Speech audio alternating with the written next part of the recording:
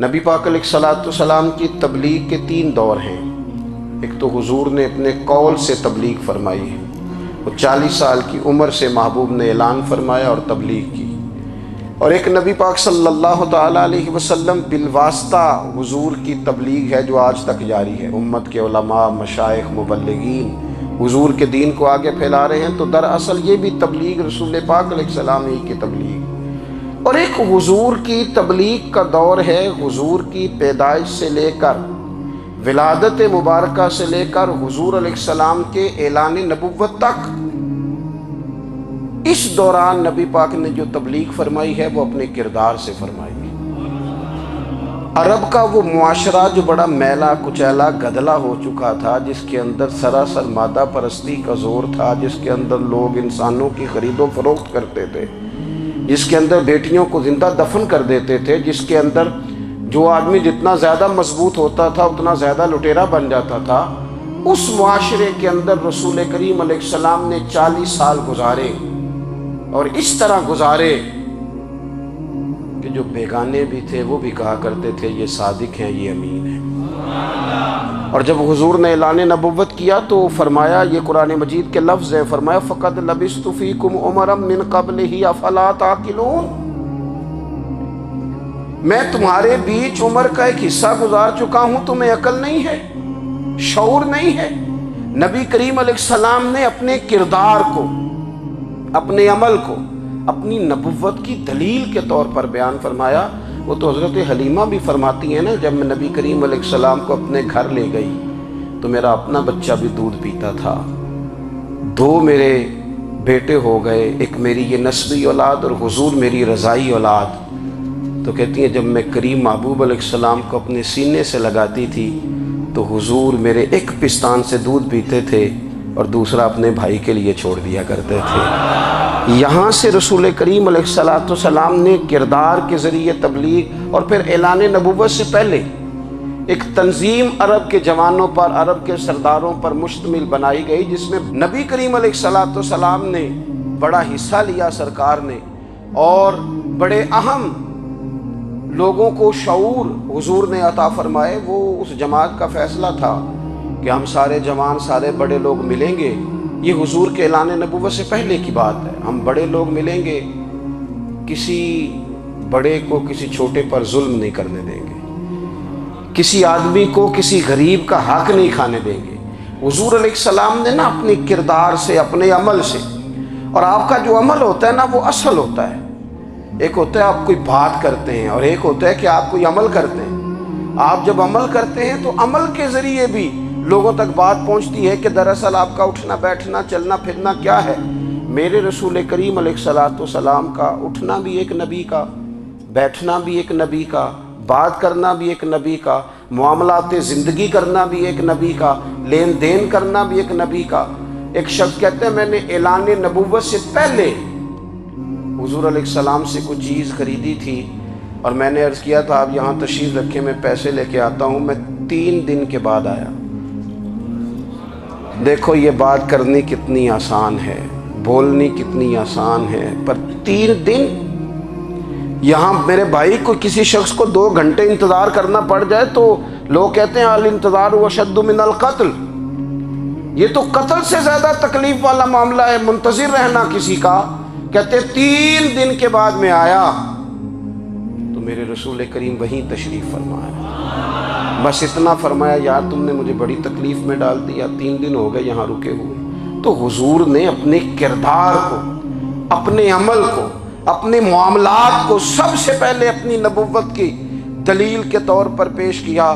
کسی نے کیا خوب کہا تھا کہ جو تیری جان کے دشمن ہیں وہ بھی کہتے ہیں، وہ جو تیری جان کے دشمن ہیں، بظاہر تو آئے ہیں نا ہجرت کی رات جان لے لے، لیکن امانتیں حضور کے گھر میں رکھی ہوئی ہیں، امانتیں کاشانہ نور پہ پڑی ہیں۔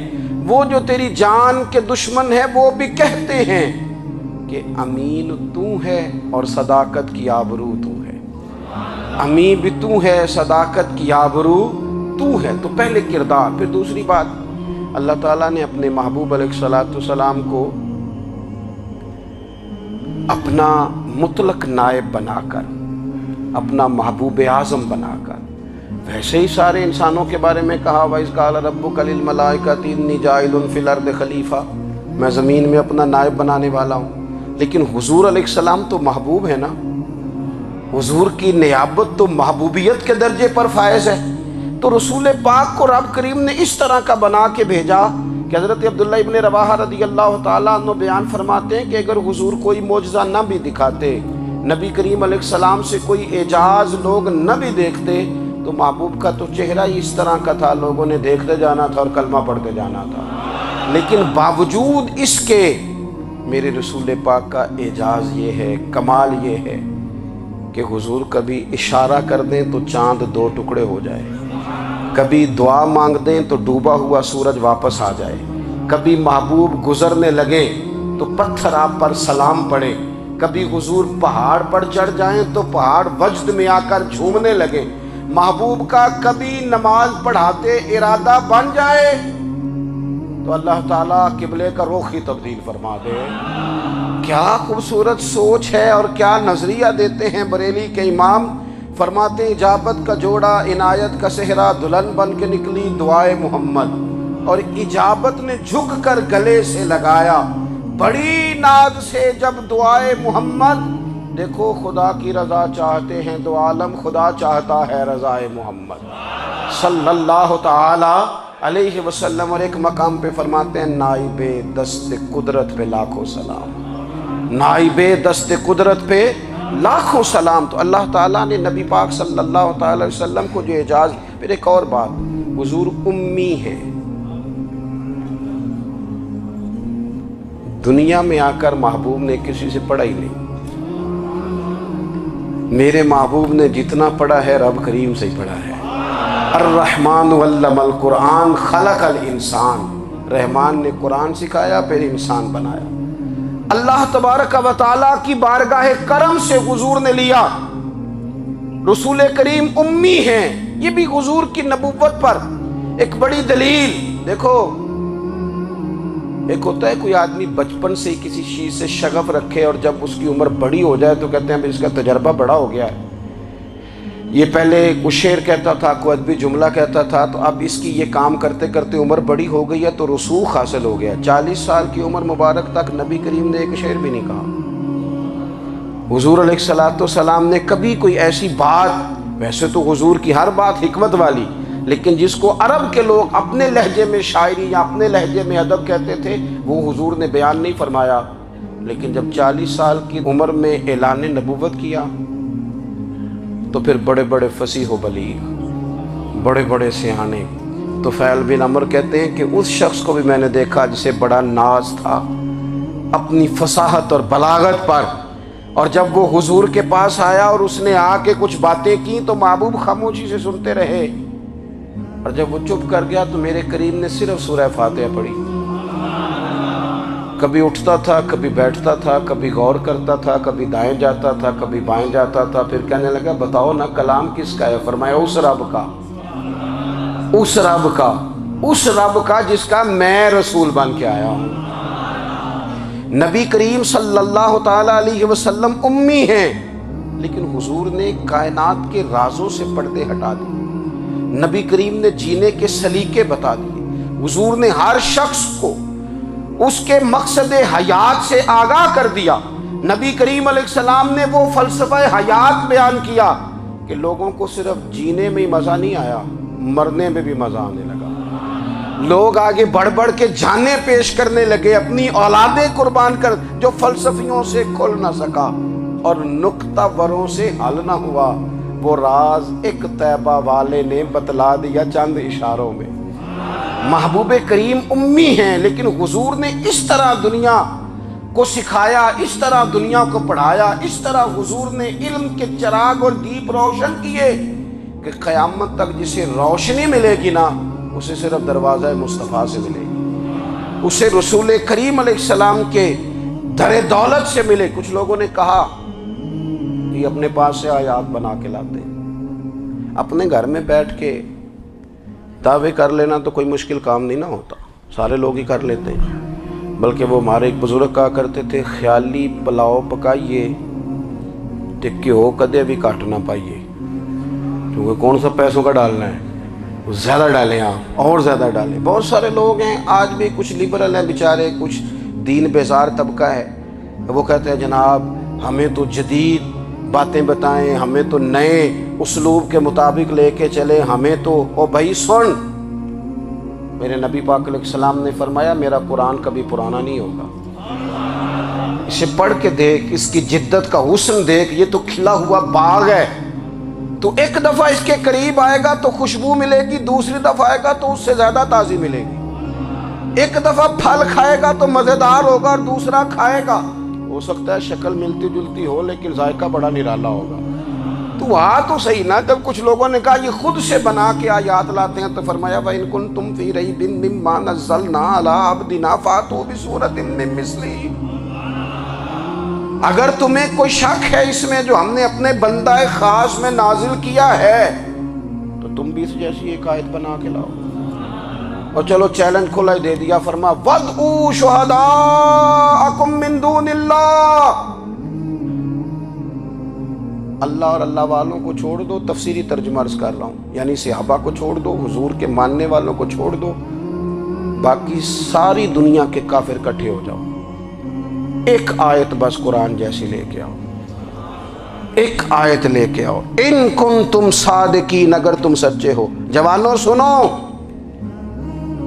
کہا ایک آیت، اور یہ چیلنج آج تک قرآن مجید کا موجود ہے، آج تک وَإِن كُنتُمْ فِي رَيْبٍ مِّمَّا نَزَّلْنَا عَلَىٰ عَبْدِنَا فَأْتُوا بِسُورَةٍ مِّن مِّثْلِهِ، تم قرآن کے مقابلے کی ایک صورت لے کے آؤ اور سارے حمایتی اکٹھے کر لو اپنے، ان کنتم صادقین، اگر تم سچے ہو۔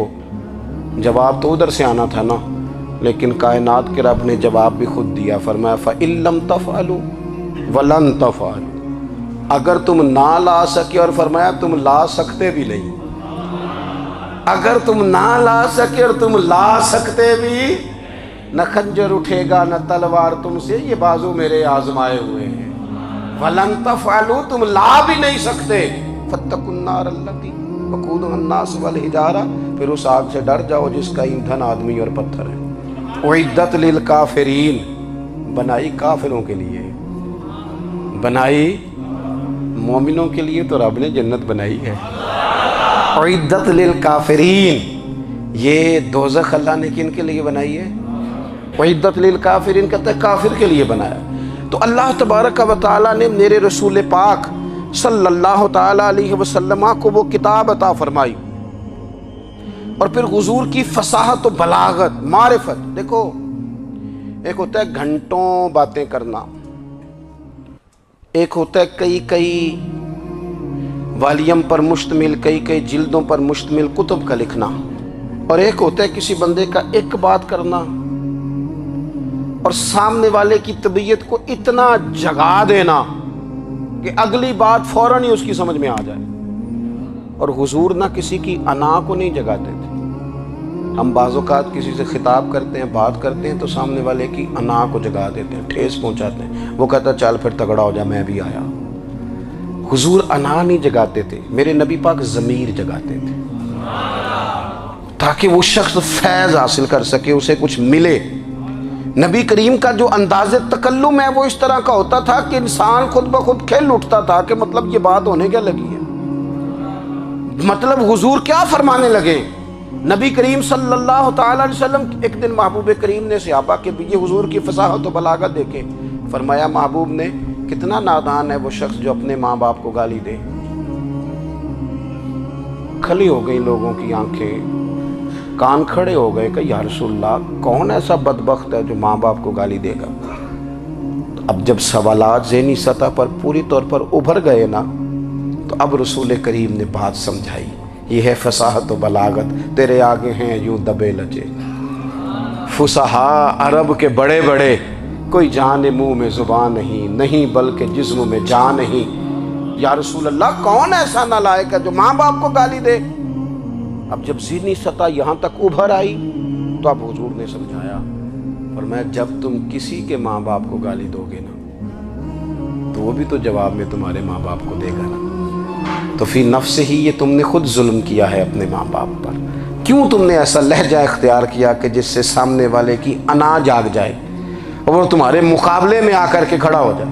کیوں تم نے اس طرح کے انداز اختیار کیے کہ جس سے سامنے والا بھی سارے پنجے کھڑے کر کے باہر نکل آئے اور کہے آ جاؤ پھر میں ابھی میدان میں حاضر ہوں؟ رسول کریم کی فصاحت، بلاغت دیکھیں نا، حضور 2-4 جملوں میں ساری بات سمجھا جاتے ہیں۔ ایک حدیث پاک اگر ہماری سمجھ میں آ جائے، ایک روایت، نبی پاک صلی اللہ تعالی علیہ وسلم نے فرمایا خوبصورت مسلمان وہ ہے جو بے مقصد باتوں کو چھوڑ دے۔ لو، اس سے پوری زندگی سجائی جا سکتی ہے، ایک جملے سے پوری زندگی سواری جا سکتی ہے۔ کوئی لمبی چوڑی باتوں میں جانے کی ضرورت نہیں۔ کہا خوبصورت مسلمان یہ ہے جو بے مقصد باتوں کو چھوڑ دے، لا یعنی باتوں کو، کیا کہتے ہیں ہمارے دیہات کے لوگ، جڑے پنڈ جانا نہیں اودا راہ پوچھنے دی۔ لیکن آج کل لوگ باز آندے یعنی جس بات کا بالکل تعلق نہیں نا وہ بات بھی کرتے جاتے ہیں، جس کا شعبہ ہی نہیں وہ بھی چھلانگ لگا لگا کے اس میں آ جاتا ہے۔ ہم اپنا وقت ضائع کرتے ہیں، اپنی صلاحیتیں ضائع کرتے ہیں، اپنا نقصان کرتے ہیں۔ ہم اپنا کام صحیح کر کے نہیں کرتے اور دوسری ساری دنیا کو ٹھیک کرنا چاہتے ہیں۔ او بھائی، آپ جس جگہ جس شعبے سے تعلق رکھتے ہیں آپ اپنے معاملات میں مضبوطی پیدا کریں۔ حضور نے اپنی فصاحت کے ساتھ، بلاغت کے ساتھ لوگوں کو قائل کیا، اور قرآن مجید کی تاثیر کا یہ اثر میرے کریم رسول نے دکھایا کہ رات کو جب حضور بیٹھ کے قرآن پاک پڑھتے تھے نا، جب یاسین والے نبی خود یاسین کی تلاوت کریں، جب طٰہٰ والے محبوب خود طٰہٰ کی تلاوت کریں، غور کرو نا، جب مدثر والے محبوب خود ان جملوں کو ادا کریں، یعنی جن کے بارے میں آیت آئی ہے، جب وہی یہ آیت پڑھیں کہ اِنَّا أَعْطَيْنَاكَ الْكَوْثَرَ، یعنی جن کا ذکر ہو رہا ہے، جب وہ یہ بات کریں کہ یا ایھا النبی انا ارسلناک شاہدا ومبشرا ونذیرا لتؤمنوا باللہ ورسولہ وتعزروہ وتوقروہ وتسبحوہ بکرۃ واصیلا، جن کے بارے میں آیت آئی ہے، جب وہ یہ کہہ رہے ہوں کہ ورفعنا لک ذکرک، جب وہ کہہ رہے ہوں والضحیٰ واللیل اذا سجا، ذرا اس کیفیت کو دیکھیں جب محبوب خود پڑھ رہے ہوں، اور جو حضور پر آئی ہیں اس کا ذائقہ، اس کا لطف، اس کا انداز بھلا کیا ہوگا۔ حضور جب رات کو پڑھتے تھے نا قرآن پاک، تو جو پکے کافر تھے نا، ابو جہل جیسے لوگ، وہ بھی جھاڑیوں میں چھپ چھپ کے مدینے والے کی تلاوت سنا کرتے، حضور کی تلاوت سنا کرتے تھے۔ یہی بہتر ہے کہ پردوں میں وہ پردہ پوش رہے، وہ اگر پردے ہٹا دے تو کسے ہوش رہے۔ رسول کریم علیہ السلام کی تلاوت کا سننا، قریب جانا، یہ اعجاز ہے۔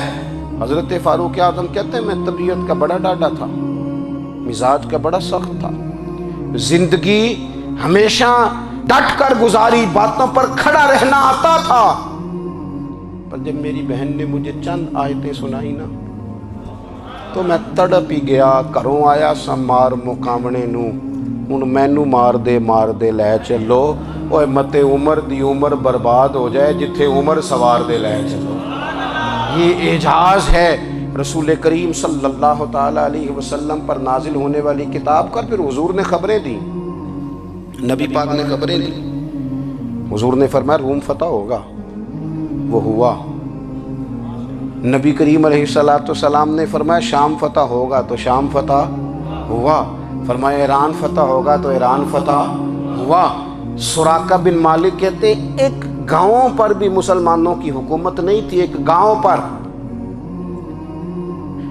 حضور مکہ مکرمہ سے نکل رہے تھے، مدینہ طیبہ تشریف لے جا رہے تھے، ابھی راستے میں تھے، میں 100 سرخ اونٹوں کے لالچ میں معاذ اللہ حضور کو گرفتار کرنے پہنچ گیا۔ محبوب نے حکم دیا، حضور کا معجزہ میں نے آنکھوں سے دیکھا، میرا گھوڑا زمین میں دھستا چلا گیا، میں نے معافی مانگی، حضور نے معاف کر دیا۔ میں نے سمجھا اچانک ہو گیا ہے، یہ منوانا بھی بڑا مشکل کام ہے۔ شجر و حجر پہچان گئے، انسان کی نظروں میں شاکی رہا۔ یہ کچھ ایسے لوگ ہیں جن کو منوانا توبہ توبہ، ماننے کو تیار نہیں، دیکھ دیکھ کے بھی ماننے کو تیار ہے نہیں، ماننے کو تیار ہی نہیں۔ کہتے ہیں کہ میں نے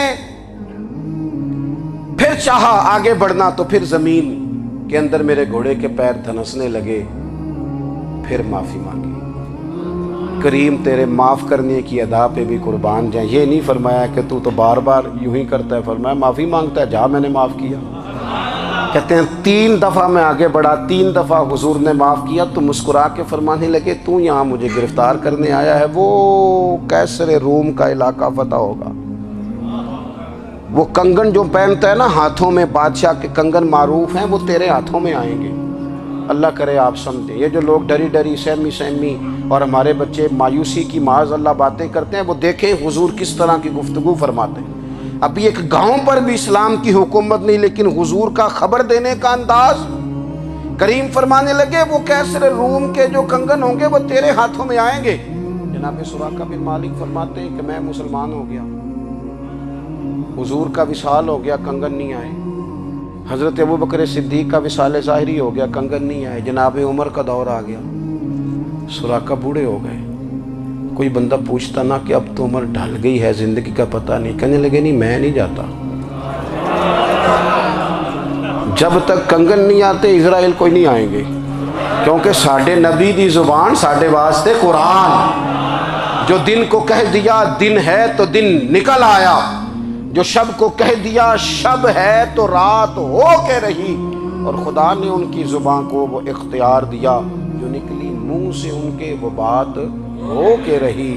اور فاضل بریلوی کا تو انداز ہی پھر انوکھا ہے نا، وہ تو کہتے ہیں وہ زبان جس کو سب کن کی کنجی کہے، جس کو سب کن کی کنجی کہیں، اس کی نافذ حکومت پہ لاکھوں سلام۔ کہنے لگے نہیں آتے حضرت اسرائیل، فکر نہ کرو، بوڑھے ہو گئے تھے، نکلنا گھر سے بند کر دیا تھا، حضرت عمر کا دور تھا، کنگن آ گئے۔ حضرت فاروق اعظم نے ان کے پوتوں سے، نواسوں سے، بچوں سے کہا جاؤ بلا کے لاؤ، کا دادا جان بوڑھے ہیں، فرمایا تم کان میں کہہ دینا کنگن آ گئے، پھر تم دیکھنا تو صحیح۔ پھر حضرت سراقہ آئے، حضور نے جو خبریں دیں، نبی پاک علیہ الصلوۃ والسلام نے جو گزشتہ قوموں کے احوال بیان کیے، اور پھر میرے نبی پاک علیہ الصلوۃ والسلام نا دنیا میں عزتیں دینے آئے۔ عزتیں، یہ مزاج ہمیں کم کرنا چاہیے۔ یہ جو ہم ساری زندگی اس کام میں لگا دیتے نا، کسی کو نیچا کیسے دکھانا ہے، یہ انداز حضور نے نہیں ہمیں دیا۔ اب دیکھو حضور تشریف لائے تو ہمیں پتہ چلا کہ حضرت یوسف جیسا سونا کوئی نہیں، حضور تشریف لائے تو ہمیں پتہ چلا کہ حضرت داؤد جیسی خوبصورت آواز کسی کی نہیں، حضور تشریف لائے تو ہمیں پتہ چلا کہ جناب عیسیٰ علیہ السلام کا فقر اختیاری کس طرح کا تھا، محبوب تشریف لائے تو ہمیں پتہ چلا کہ حضرت موسیٰ کا جلال کس طرح کا تھا۔ یہ تو حضور آئے تو نبی پاک علیہ السلام نے اس کی بھی عظمت بیان کی، اس کی بھی شان بیان کی۔ حضور نے بتایا کہ ابوبکر صدیق کی شان کیا ہے، فاروق اعظم کا مرتبہ کیا ہے، عثمان غنی کی حیا کیا ہے، مولا علی کی شجاعت کیا ہے، اہل بیت نبوت کی عظمت کیا ہے۔ حضور آئے عزتیں دینے، ماں کو عزت دی مدینے والے رسول، کہا جس کا باپ راضی ہو گیا اس کا رب راضی ہو گیا۔ فرمایا جو 2 بیٹیاں 3 بیٹیاں 4 بیٹی بہنیں یا 1 بیٹی یا بہن بیاہ کے آ گیا نا، اس طرح میری 2 انگلیاں جڑی ہوئی ہیں، میرے ساتھ جڑ کے جنت میں جائے۔ رسول کریم صلی اللہ تعالی وسلم نے عزت دی، عزت دی۔ حضور عزتیں دینے، کوئی اعزاز نہیں، ان پڑھ بندہ ہے، سادہ ہے، غریب ہے، مزدوری کرتا ہے، ہاتھوں پہ چھالے، یا رسول اللہ اس کا بھی کوئی اعزاز ہے؟ قربان جائیں، میرے کریم نے عزت دی، فرمایا محنت کر کے روزی کمانے والا تو اللہ کا دوست ہے، یہ اینٹیں اٹھانے والا، یہ مشقتیں کرنے والا، یہ صبح دیہڑی پہ جانے والا، یہ بیچارہ جو اچار سے روٹی کھاتا ہے، تو نے ہر شخص کی قسمت میں یہ عزت لکھی اور آخری خطبے کی صورت میں وصیت لکھی۔ رسول کریم نے ہر بندے کو اعزاز دیا، عظمتیں دی، حضور عزتیں دینے آئے، نبی پاک علیہ السلام نے اعزازات دیے، حضور نے نوازا۔ یہ ساری چیزیں میرے رسول پاک کی تشریف، اور پھر یہ جو حضور کے صحابہ اور اہل بیت ہیں نا، یہ بھی میرے نبی پاک کی نبوت کی دلیل ہے۔ اتنی جلدی انقلاب آیا نہیں کرتے، وہ کل تک جو رہزن تھے حضور نے راہبر بنا دیے، وہ لوگ جو کل تک ایک دوسرے کے گلے کاٹ کے کھاتے تھے، ایک دوسرے کو مارتے تھے، تکلیف پہنچاتے تھے، برادری ازم پہ لڑتے تھے، حضور نے بھائی بھائی بنا دیے۔ ایک پلیٹ میں کھانا کھانے لگے سیدنا بلال حبشی، صہیب رومی، سلمان فارسی، حضور نے یوں کر کے ملا دیا۔ نبی کریم علیہ السلام نے تقسیمیں ختم کر دی دنیا۔ حضور کے صحابہ نے اپنا کردار اس طرح کا دکھایا، اتنا بلند کیا، اور صحابہ کرام علیہم رضوان اس کو دیکھ کر اتنی بلندیوں پہ گئے کہ گواہیاں اللہ کا قرآن دیتا ہے۔ فرمایا محمد الرسول اللہ والذین معہ اشداء علی الکفار رحماء بینہم تراہم رکعا سجدا یبتغون فضلا من اللہ ورضوانا۔ فرمایا یہ جو میرے محبوب کے ساتھ والے ہیں کافروں پر سخت ہیں، آپس میں نرم دل ہیں، تم جب بھی انہیں دیکھو گے سجدے کرتے دیکھو گے، رکوع کرتے دیکھو گے، تم انہیں دیکھو گے اللہ کی رضا کے متلاشی ہیں۔ انہیں ساری مادہ پرستی سے نکال کر محبوب نے رب کی رضا کے رستے پہ ڈال دیا۔ میرے نبی کریم سید عالم صلی اللہ تعالیٰ علیہ وسلم کی نبوت کے دلائل کے طور پر یہ ساری چیزیں آئیں۔ بس میں بات سمیٹنے لگا ہوں۔ حضور کا جو اخلاق ہے نا، وہ بھی نبی کریم علیہ السلام کی نبوت کی بہت بڑی دلیل ہے۔ وَإِنَّكَ لَعَلَىٰ خُلُقٍ عَظِيمٍ۔ محبوب ہم نے آپ کو نا خلق عظیم کا مالک بنایا ہے۔ کچھ لوگ سمجھتے ہیں صرف آپ کا بولنے کا انداز ٹھیک ہو تو آپ با اخلاق ہیں۔ نہیں بھائی، بولنے کا انداز ٹھیک ہونا با اخلاق نہیں، سچ بولنا اخلاق کے علاوہ۔ آپ کا حق بات کرنا اخلاق ہے، آپ کا صحیح گواہی دینا اخلاق ہے، آپ کا اللہ تعالیٰ کی طرف سے آزمائش آنے پر صبر کا مظاہرہ کرنا اونچا اخلاق ہے۔ رب نعمت دے تو آپ کا وجود ڈھلتا جائے شکر میں، یہ اخلاق ہے۔ رب کریم اگر آپ کو کسی وقت کسی آزمائش میں اپنی حکمت سے ڈالتا ہے تو عزت نفس کو برقرار رکھنا، خودداری کو برقرار رکھنا، یہ اخلاق۔ نبی پاک نے اعلیٰ ترین اخلاق کی بات بتائی، اعلیٰ ترین۔ حضور نے لوگوں سے بیعت لیتے وقت کہا تھا میرے ہاتھ پر بیعت کرو، چوری نہیں کرو۔ نبی پاک علیہ السلام نے مختلف امور پر بیعت لی۔ حضرت حکیم بن حزام کہتے ہیں حضور نے میرے ہاتھ پہ ہاتھ رکھ کے کہا میرے ہاتھ پہ ہاتھ رکھ کے بیعت کرو کہ کسی دنیا دار سے سوال نہیں کرو گے، خودداری سے زندگی گزارو گے، عزت نفس سے جو رب نے تمہیں دیا ہے تم اس پر راضی رہو گے۔ لوگوں کی جیبوں کو ٹٹولنا، دوسروں کی دولتوں پہ راج کرنا، دوسروں کے مال پر نگاہیں ڈالنا اللہ کے حبیب نے پسند نہیں فرمایا۔ میں بیعت کرو کہ تم کبھی کسی سے سوال نہیں کرو گے، حد ہو گئی۔ نبھانے والوں نے پھر اس عہد کو نبھایا اور کمال کر دی۔ حضرت حکیم بن حزام گھوڑے پہ بیٹھے تھے، ہاتھ میں درہ تھا، وہ زمین پہ گر گیا، قریب غلام کھڑا تھا۔ حضرت حکیم بن حزام خود گھوڑے سے اترے، درہ اٹھایا، دوبارہ گھوڑے پہ بیٹھے۔ غلام عرض کرنے لگا حضور مجھے بتا دیتے میں اٹھا کے دے دیتا۔ آنکھیں چمک اٹھیں، فرمانے لگے کیسے بتا دیتا؟ اپنے رسول سے وعدہ کیا ہے کبھی کسی سے سوال نہیں کروں گا، کبھی سوال نہیں کروں گا۔ اللہ کے محبوب نے ہمیں اعلیٰ اخلاقی قدروں کی بات ہمیں سکھائی ہے۔ ہم دیکھتے ہیں کہ بڑی جلدی 2 4 5 لوگوں کے غصہ دلانے پر ہم ساری اخلاقی حدوں کو کراس کر جاتے ہیں۔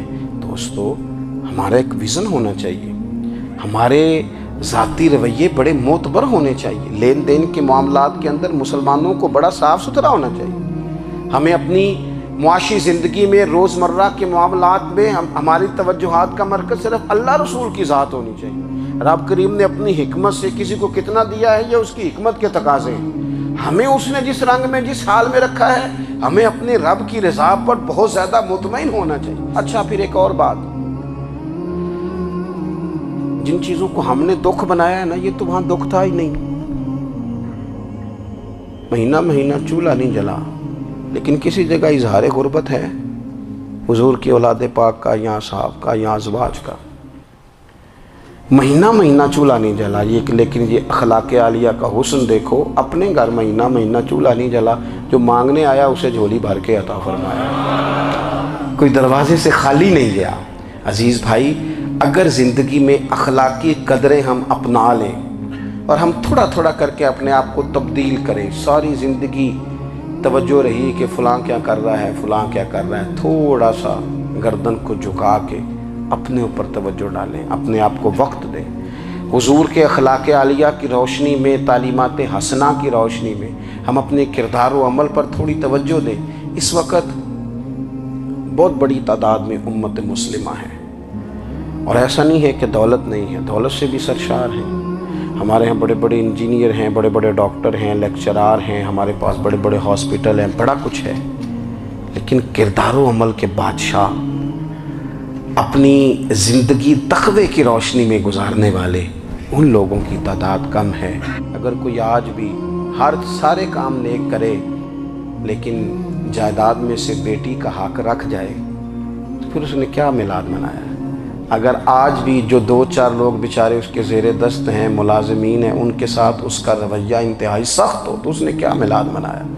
اگر آج بھی وہ برادری ازم کی بنیاد پر دوستیاں کرے اور چھوٹے بڑے کی وہ تقسیم رکھے، جسے حضور نے فرمایا کہ قبیلے تو تعارف کے لیے، ورنہ کسی عربی کو اجمی پر، گورے کو کالے پر کوئی فضیلت نہیں۔ اگر کوئی آج بھی اس برادری ازم کا قائل ہے پھر اس نے کیا میلاد منایا؟ اگر کوئی شخص آج بھی اپنے آپ کو مادہ پرستی میں پوری طرح دھکیل چکا ہے اور رضا الہی کا مسافر نہیں بنا تو اس نے کیا میلاد منایا؟ اپنی طبیعتوں میں روحانی تبدیلی اور وہ خاص افکار جو حضور اپنے غلاموں میں پیدا فرماتے ہیں، ان افکار کو پیدا کرنا، سوچوں کو بدلنا، سوچوں کو، نظریات کو بدلنا، اپنے روزمرہ کے معاملات کا جائزہ لینا کہ ہم کس طرح آگے بڑھ سکتے ہیں اور کس طرح ہم ایک بہترین امتی اور ایک بہترین مسلمان بن سکتے ہیں، اس پر توجہ دینا، یہ میلاد ہمیں سبق دیتا ہے۔ اللہ تعالیٰ مجھے اور آپ کو عمل کی توفیق عطا فرمائے۔ آخر دعوایا ان الحمدللہ۔ اللہم صلی علی سیدنا و مولانا محمد، اللہم صلی علی سیدنا و مولانا محمد۔ اللہ کے شیر حیدر کرار پر درود، اللہ کے شیر حیدر کرار پر درود، اللہ کے شیر حیدر کرار پر درود، حضرت حسن حسین کے کردار پر درود۔ اللہم صلی علی سیدنا و مولانا محمد وعلی سیدنا علی و سیدتنا فاطمہ و سیدتنا زینب و سیدنا حسن و سیدنا حسین وعلی آلہ و صحبہ و بارک وسلم۔